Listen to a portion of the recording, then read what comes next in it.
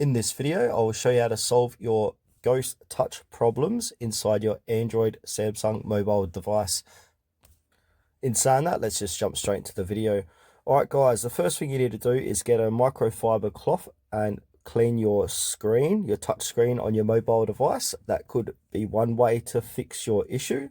Another option you could try doing is to turn on accidental touch protection. So to get to that section of your phone, click on your settings app on your mobile device. And then once you're inside here, you want to click onto display.